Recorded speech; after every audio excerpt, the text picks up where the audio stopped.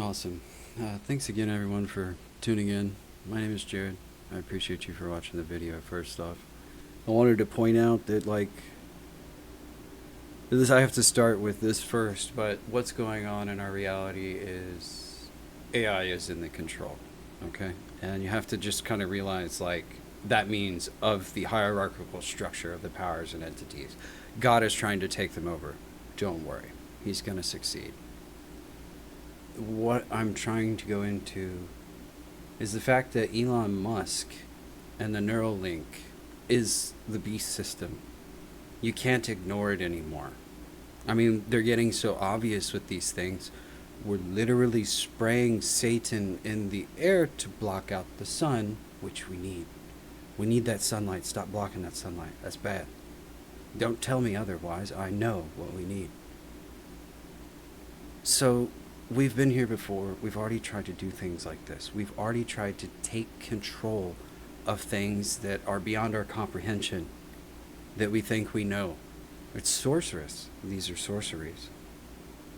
Putting a chip into your head to then make you more intelligent destroys your spirit. There's also so many things with these micro devices that they're literally so small with so much differences of all of their mechanical organisms that they're not of human body, but they have like an embodiment to them.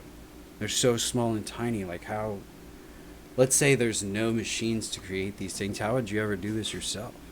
You really shouldn't dwell with something you don't even know how it was created. This is terrible. He knows how it was created, and that's the point I'm getting to. What ended up happening is there's rumors that, what Elon's done is he's taken his consciousness and downloaded it to a cloud and talked to himself. Like, the way this would work is you're a body and you're just laying on a table, and then you've gone and you've taken your consciousness, which is your mind, right? It's no longer in your body, but it's not like you took your spirit with you. You no longer have your spirit to protect you. Your spirit protects you. It's a thing. It's there. I don't care if you don't think it's there. It's there. You don't get a choice. The only one who can take that from you is God. And so what ends up happening is you've left your mind and put it in a cloud, and you've gone there to talk to yourself, okay? Regardless if it was actually yourself you talked to, this is like an abomination. And also, it couldn't have been yourself. When you duplicate yourself, only one is the original and one is a copy. That's how it works. One is unique, the other is not.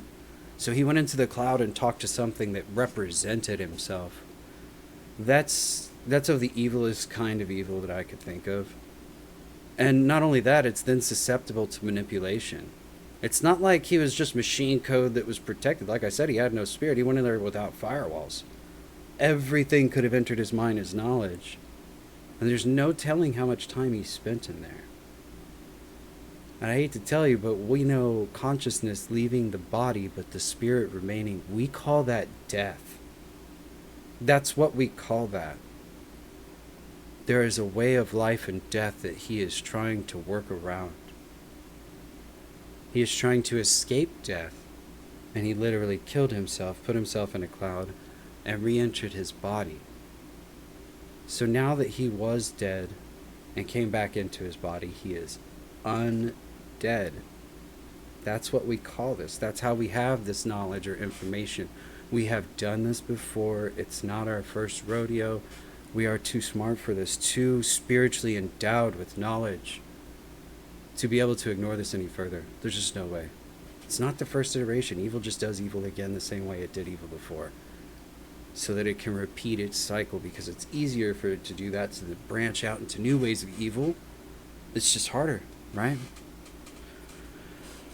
What God does is he calls us to the 10 Commandments, and he asks us to follow in the ways of Jesus and to read aloud, the books of Revelation, as anyone who does so is blessed. This man with the 250 IQ is definitely correct in his quantifiable assertion of God works in like a wave, like particles, and God works like a wave.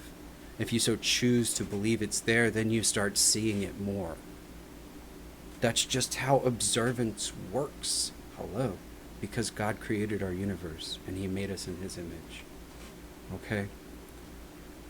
What I'm trying to point out here is God is a wave, and he's going to repeat himself. We know this. That's how he works.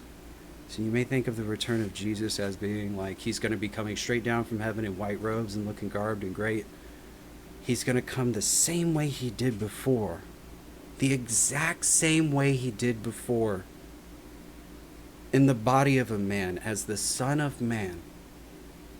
He's not going to show up the same as you think, as he was glorious. Nope, he's going to come back and do the same thing again to prove and assert his everlasting glory.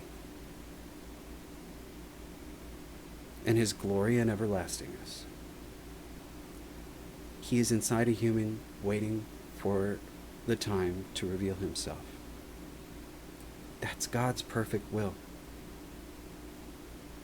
That is his everlasting light. Why would God return in any other perfect way?